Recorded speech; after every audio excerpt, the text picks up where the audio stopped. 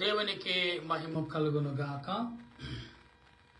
ప్రభు పేరట మీ అందరికి వందనాలు, శుభాలు. మరణాత. ప్రభునందు ప్రియా దేవుని సంగమ, దేవుని బిడలారా, ప్రభు నామమున మీ అందరికీ శుభాలు, వందనాలు తెలియపరుస్తున్నాను. సమయంలో దేవుని వాక్యము నిమిత్తం ప్రార్థన చేసుకుందాం. ప్రార్థన. మహోన్నతుడా, మహాగణుడు అయిన మా ప్రభువా, నీకు వందనాలయ్యా. ఇంతవరకు నీ వాక్యము చేత మమ్మల్ని బలపరిచి నడిపించి ఆదరించి ఆయుధపరచున్న ప్రభువా, నీకు స్తోత్రాల తండ్రి. ఈ సమయంలో నీ నామాన్ని బట్టి మేము ప్రార్థిస్తుండగా నీ ఆత్మ నడిపింపు దయచేసి నీ వాక్యముతో నింపి బలపరచమని, నీ దేన దాసుడని నేను చేర్చిన ప్రార్థన ఆలకించి మహిమ పొందమని, నీవే నీ బిడ్డలతో మాట్లాడమని, ఏ మాటలైతే నీ బిడ్డలకు బయలుపరచునన్నావో బయలుపరచు. నీ ఆత్మ సన్నిధిని దయచేసి మీరును, పరిశుద్ధులు, దేవదూతులు, శరేబులు, కరేబులు, 24 పెద్దలు, 4 జీవులు, 12 ఆత్మనికి ఆదరణ తోడుగా ఉంచి బలపరచుమని, నీ దేనదాసుడు నన్ను నీ సిలువ చాటును మరుగుపరిచి మాట్లాడమని క్రీస్తు నామం అడుగుచున్నాను పరమ తండ్రి, ఆమేన్. మన తండ్రి అయిన దేవుని సన్నిధి సదా మనకు తోడుగా ఉండి ముందుకు నడిపించుముగాక, ఆమేన్. ప్రియులరా, మరి ఈ రోమా పత్రికలో 3వ అధ్యాయంలోకి మనం ప్రవేశించాం. ఈరోజు ఈ 3వ పాఠంలో సుమారు మరి చాలా విషయాలు ఉన్నప్పటికీ క్లుప్తముగా కొన్ని విషయాలు మీకు ఈ దినమాన చెప్పాలని ఉద్దేశం కలిగి ఉన్నాను. అందుబట్టి దేవదేవునికి ఎంతగానో కృతజ్ఞతాస్తుతులు చెల్లించుచున్నాను. ప్రియులరా, ఈ రోమా సంఘానికి అధ్యాయంలో అట్లయితే యూదునికి కలిగిన గొప్పతనమేమి, సున్నతి వలన ప్రయోజనమేమి, ప్రతి విషయమందును అధికము, మొదటిది దేవోక్తి యూదుల పరమ చేయబడును, కొందరు అవిశ్వాసులైన మీది ఏమైంది, వారు అవిశ్వాసులైతే ఏమి, దేవుడు నమ్మదగని వాడు, నమ్మదగని పోవునా, అట్లా రాదు.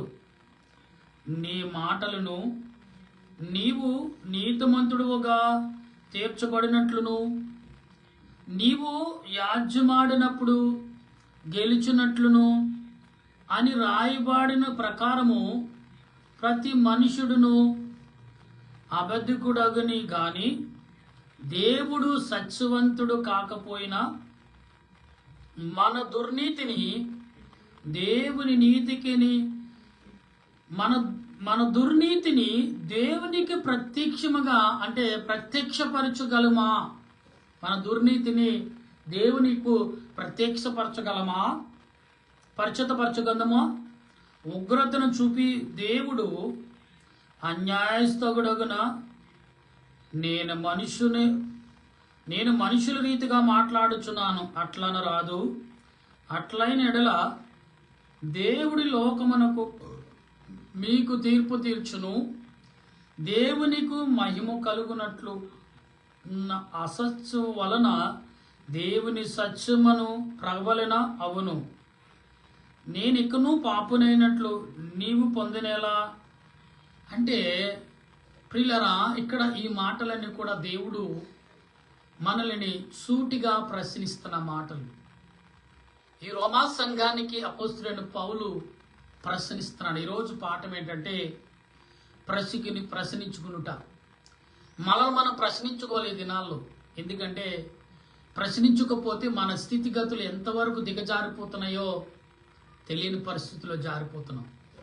కనుక మనం ప్రతి విషయంలో మనం ఒక్కసారి పరిశీలన చేసుకోకపోతే ఈ లోకమైన జీవితంలో చాలా కష్టతరమైన బ్రతుకుల్లోకి మనం జారిపోతాం. అయితే ఇక్కడ అంటున్నాడు, మేలు కలుగుటకు మీకు కీడు కలుగునని చెప్పుచున్నామని కొందరు మమ్మల్ని దూషించి చెప్పిన ప్రకారము మేమెందుకు చెప్పరాదు? అట్టి వారికి కలుగు శిక్ష విధి న్యాయమైను, అది ఏమైను అది వారికంటే మేము అది ఏమవును, వారికంటే మేము శ్రేష్ఠులమా తక్కువ వారుమా అనే రీతిని ఇక్కడ మనకు అర్థమవుతుంది. అంటే కొన్ని మాటలు చదివిన తర్వాత దాని వివరణ మీకు ఇస్తాను. ఎంత మాత్రమునో కాదు, యూదులేమి గ్రీసు దేశస్థులేమి అందరూ పాపమునకు లోనయున్నారని ఇంతకు ముందు దోష ఆరోపణ చేసి ఉన్నాం. ఇందును గూర్చిన రాయనిదేమనగా, నీతిమంతుడు లేడు, ఒక్కడును లేడు, గ్రహించువాడును లేడు, దేవుని వెతుకు. ఇక్కడ ఏమంటున్నాడు చూసారా? నీతిమంతుడు లేడు, ఒక్కడు నీతిమంతుడు లేడు, దేవుని గ్రహించేవాడు లేడు, ఒక్కడును లేడు అంటున్నాడు. ప్రియులారా, ఈ 12వ వచనం 13వ వచనం చదువుకుని వివరణ చేస్తాను. తప్పి ఏకముగా పనికిమాలిన వారై మేలు చేయువాడు ఒక్కడైనను లేడు. మరేం చేస్తున్నాం మనం? వారు గొంతు ఎలాంటిదంట? మరి సమాధి తెరిచిన నోరంట. వారి నోరు సమాధి తెరిచిన సమాధి నోరు. చాలా క్లియర్గా ఇక్కడ అపోస్తలుడైన పౌలు గారు చెప్తున్న మాటలు చూస్తే, మోసము చేయుదురు, వారు పెదవుల కింద సర్ప విషము ఉన్నది, వారి నోటి నిండా చెప్పించుటయు పగయు ఉన్నది, రక్తము చిందించుటకు వారి పాదములు పరిగెత్తుచున్నవి. ప్రియులారా, చూసారా? ఈ 15 వచనాల్లో మనుషులు ఏమి చేస్తున్నారు, ఎలాగున్నారు అనేది పౌలు గారు చాలా క్లియర్ గట్టిగా మనకు చెప్పేశారు. అయితే ఈ వాక్యమును బట్టి మనం ఒకసారి ఆలోచన కలిగి ఉండాలి. ప్రియులారా, ఎందుకు దేవుడు ఈ రకమైన మాటలు నీకు నాకు వినిపించుచున్నాడు? ఈ కడవరి దినాల్లో మనం చదువుకుంటే ప్రియులారా, ఈ యొక్క 3వ వచనమును అలాగే 5వ వచనం మనం గమనించినప్పుడు చాలా మరి గంభీరంగా కనబడుతున్నాయి మాటలు. మనం ఎటువంటి గంభీరం అంటే చాలా ఊహించనివిగా మనకు కనబడుతున్నాయి. మనుషులకు ఎటువంటి హెచ్చరికలు దేవుడు ఇచ్చాడు అని ఆలోచన మనం తీసుకుంటే, ఇక్కడ ఏమంటున్నాడు ప్రభు అంటే మనం గమనించినప్పుడు 4వ వచనం, తీర్చబడినట్లును నీవు వ్యాజ్యవాడుటకు గెలుచునట్లును అని రాయబాడు ప్రకారము ప్రతి మనుషుడును అబద్ధికుడగును గాని దేవుడు సత్యమంతుడు కాకపోయినా, మనుషుడు అబద్ధుడవుతాడు గాని దేవుడు సత్యమంతుడు కాకపోనా, సత్యమంతుడే కదైనా కాకపోడగా మరొక నిర్వచనం మనకెందుకు ప్రియులారా? ఈ లోకంలో అపోస్తలుడైన పౌలు ఈ రోమా సంఘానికి మీరు ఎలాగున్నారు అనే ఒక హెచ్చరికను మనకి పంపిస్తున్నాడు. కనుక ఈరోజు నీవు కానీ నేను కానీ మన అందరము కూడా ఒకసారి ఆలోచనలోకి రావాలి. ఎందుకంటే దేవుడు ఎందుకు చేత ఈ మాటలన్నీ మనకు వివరిస్తున్నాడు అని ఆలోచనలోకి వచ్చినప్పుడు ప్రభు చెప్పే ప్రతి మాట ఆత్మ సంబంధంగా ఉంటుంది. ప్రభు చెప్పే మాట ఆలోచన తగ్గా ఉంటుంది. ప్రభు చెప్పే మాట మనుషులకు అనేక రకాలను చూపించేదిగా ఉంటుంది. ఈ విషయాలన్నీ కూడా మనం చాలా జాగ్రత్తగా గమనించగలిగి ఉండాలి. అందుకే ప్రభు అన్నారు, నేనే మార్గము, నేనే సత్యము, నేనే జీవము, నేను తప్ప మరొక దేవుడు నీకు ఉండనేరడు అని సెలవు ఇచ్చేశాడు ప్రభు. అంటే ఈనాడు మనం ఏ రకమైన తలంపులు కలిగి మనం బ్రతుకుతున్నాం, ఏ రకమైన క్రియలు ఉద్దేశాలు కలిగి మనం జీవిస్తున్నాం ఈ లోకంలో? ఒకసారి ఆలోచించండి ప్రియులారా. దేవుడే నీతోటే మాట్లాడుచున్నాడు. దేవుడు నీ క్రియలను ఎరిగినవాడు, దేవుడు నీ ఆలోచనను గమనించినవాడు, నీ తలంపుల ద్వారా దేవుడు నిర్వచనం పలికిచున్నవాడు. ఇటు నిర్వచనంలో ఏ రీతిగా మనం ఆలోచన కలిగి ఉండాలో, ఏ రీతిగా నడవాలో, ఏ రీతిగా ప్రవర్తించాలో, ఏ రీతిగా నడిచి జీవించాలో ప్రభు మనతో మాట్లాడుచున్నాడు. నా ప్రియమైన దేవుని సంగమా, దేవుని బిడ్డలారా, ఒకసారి ఆలోచించమని ప్రభువే మాట్లాడుతున్నాడు. ఒకసారి ఆలోచన కలిగి నువ్వు ప్రవర్తించు, ఒకసారి ఆలోచన కలిగి నువ్వు మాట్లాడు, ఒకసారి ఆలోచన కలిగి నువ్వు గ్రహింపు కలిగుండు. అంతే తప్ప ఇష్టమైన రీతిలో పౌలు గారు ఎందుకు ఈ మాటలను హెచ్చరిస్తున్నారు? మన నోరంట సమాధి తెరిచిన సమాధి వలె మన నోరు ఉందంట. ప్రియులారా 11వ వచనంలో ఈ మాటలు మనకు కనబడుతున్నాయి. ప్రియులారా, అంటే మనం మనుషులము ఏ రకంగా ప్రవర్తిస్తున్నాం, ఏ రకమైన మాటలు మనం మనుషులతో మాట్లాడుచున్నాం, మన జీవిత ప్రయాణం, మన ఆలోచన, మన క్రియలు ఎలాగున్నాయి, ఏ రీతిగా నడుచుకుంటున్నాం, ఏ రీతిగా జీవిస్తున్నాం, ఏ రీతిగా ప్రవర్తిస్తున్నాం, ఒక్కసారి ఆలోచన కలిగి ఉన్నావా? నువ్వు ఉంటే ఏ రకమైన తలంపులు కలిగి ఉన్నావు, ఉంటే ఏ రకమైన క్రియలతో నువ్వు జీవిస్తున్నావు, ఉంటే ఏ రకమైన ఆలోచనతో నువ్వు బ్రతుకుతున్నావు?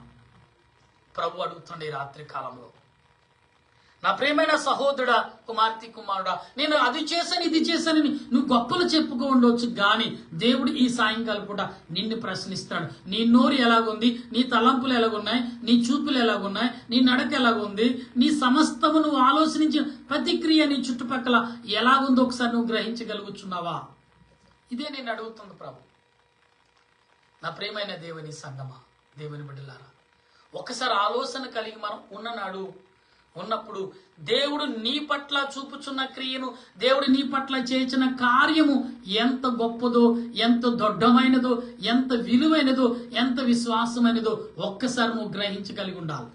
ఈ సాయంకాలం పూట దేవుడు నిన్ను నన్ను అడుగుచున్నాడు, ఏంటి కుమారుడా, ఏంటి కుమార్తె అని అడిగితే నీ ఎదుట నా ఎదుట సమాధానం ఉందా? ప్రభు అడుగుతున్నాడు. అపోస్తలుడైన పౌలుతో మాట్లాడుతున్న ఈ మాటలన్నీ ఎంత శ్రేష్టంగా ఉన్నాయంటే ఊహించనవి. 6వ వచనం 7వ వచనంలో మాట్లాడుతున్న 8, 9 వచనాల వరకు చూస్తే అసలు ఎంత కఠినంగా ఆయన ప్రకటిస్తున్నాడు మాటలు. చదువుకున్న వాక్యమును ఒకసారి మీరు కూడా పరిశీలన చేసుకోండి. వాక్యాన్ని బట్టి నడవండి, వాక్యాన్ని బట్టి జీవించండి, వాక్యాన్ని బట్టి ప్రవర్తించండి. వాక్యాన్ని బట్టి మీరు ఆలోచన కలుగున్నప్పుడు దేవుడు నీ పట్ల చేయుచున్న క్రియ ఏదైతే ఉందో అది ఖచ్చితంగా నువ్వు గ్రహించేవాడివై ఉండవలసిన వారివై ఉన్నావు.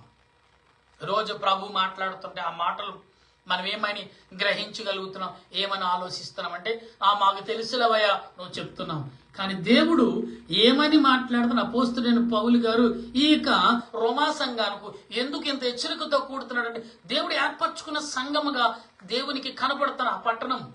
ఈ రోజున మన ఇండియా దేశంలో అనేక రకాలుగా మనకు ఉండవచ్చు, కానీ దేవుడు అనేవాడు ఒక్కడే.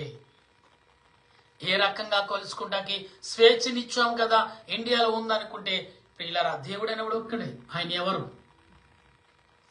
మాట్లాడేవాడా, వినేవాడా, ఆలకించేవాడా, సమాధానం చెప్పేవాడా, నీతో నడిచేవాడా, నిన్ను బాగు చేసేవాడా అంటే అవును, ఆయన ఒక్కడే. ఆయన ఎవరో నువ్వు తెలుసుకోవాలనుకుంటున్నావా? ఆయన ఎక్కడుంటారో నువ్వు తెలుసుకోవాలనుకుంటున్నావా? ఇలా చాలా మంది తపస్సు చేస్తుంటారు, మునులు అంటారు వాళ్ళని. మునులు తపస్సు అంటే దేవుడు ఎక్కడున్నాడు, ఏ రకంగా ఉన్నాడని. కానీ ఈ లోకంలో ఏదైతే పాపులర్ అవుతుందో దానికి వారు అలవాటు పడిపోతున్నారు. కానీ నిజమైన వెలుగును, నిజమైన దేవుణ్ణి వారు చూసినప్పుడు వారు ఈ లోకంలో అది చేస్తే మనకు భోజనం ఉండదు కాబట్టి ఈ లోకంలో ఎవరైతే ఏం చేస్తారో వారి దారిలోనే, వారి బాణిలోనే ఈ మాటలు చెప్తే మనం హెచ్చించబడతాం, మనం పూజించబడతాం అనే ఆశలతో ఈనాడు అందరూ చేస్తున్నారు. అందుకే మన దేశంలో ఎక్కువ బోధించేవారు, వివరణ ఇచ్చేవారు, ప్రవచించేవారు, రాసేవారు, పంచాంగాలు చెప్పేవారు ఎక్కువ. ఇతర దేశాల్లో ఇటువంటి దానికి అవకాశం ఇవ్వరు. దేవుడు ఒక్కడే. ఎవరు వాడిని వెతుకటానికి అవకాశం ఇస్తారు తప్ప ఇలాంటి వ్యర్థమైన అంటే సమయం ఎక్కువగా వ్యర్థపరచరు. కాబట్టి వారు ఎక్కువగా జ్ఞానవంతులుగా సిరిమంతులుగా తొలదవుతున్నారంటే కేవలం ఏంటంటే మనవలే నేను మనుషుల మీద ఆధారపడిందంటే టెక్నాలజీ, వారి ఆలోచన మీద, వారి తెలివితేటల మీద ముందుకు నడుస్తున్నారు. మన జాతకం ఎలాగుంది, మన జాతకం అలాగుందని ఎవరు ఊహించరు. కానీ కొన్ని విషయాలు మాత్రం కంటిన్యూగా ఖచ్చితంగా పాటిస్తారు. అవే దేవుడు చెప్పినవి, వాళ్ళ తల్లిదండ్రులు ఏం చెప్పారు, అది సత్యమే కదా వారు గ్రహించారు, అందుకు కదా మనకు బోధిస్తున్నారని విషయాలు మాత్రం ఖచ్చితంగా వింటారు. లేఖనం ఏదైతే వారికి ఉందో అది ఖచ్చితంగా అదే బైబిల్ గ్రంథం చదువుతూ ఉంటారు చాలా మంది. అంటే బైబిల్ హెచ్చించుకుంటాకి ఇలా మాట్లాడుతున్నారు అనుకో, లేదండి. ఎవరిని దూషించుటకు, ఎవరిని విమర్శించుటకు, ఎవరిని భంగపరచుటకు, ఎవరిని బాధపడటకు బైబిల్ బోధించట్లేదు. బైబిల్ చెప్పట్లే, అందరూ సమానమే, సమానం తత్వం కలిగి మీరు మాట్లాడాలనుకున్నారు కానీ మాట్లాడలేరు, వివరించాలనుకుంటే వివరించలేరు మీరు. ఎందుకంటే సమాధికి వేసిన సున్నము వలె మీరున్నారని చెప్తున్నాడు దేవుడు. ఈరోజు వింటున్నా నీవు కానీ నేను కానీ ఏ స్థితి కలిగి ఉన్నామో, ఏ ఆలోచనలు కలిగి ఉన్నామో వినగల శక్తిని, గ్రహింపగల కృపను పరిశుద్ధాత్మ దేవుడు మనందరికి అందించి నడిపించునుగాక. ఆమె ప్రార్థన చేసుకుందాం. ప్రేమామయుడా, కరుణామయుడా, దయగల మా తండ్రి, నీ కొందనాలు దేవా. అపోస్తుడైన పౌలు రోమా సంఘానికి ప్రభా అనేక విషయాలు అందిస్తూనే ఉన్నాడు.